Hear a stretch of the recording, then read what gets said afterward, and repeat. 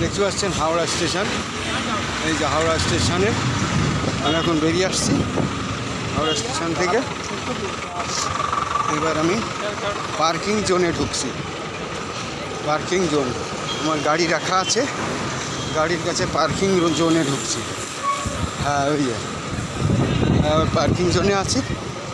হ্যাঁ এই যে পার্কিং জোনে ঢুকছি। হ্যাঁ দেখতে পাচ্ছেন পার্কিং, এই পার্কিং জোনে ঢুকে গেলাম।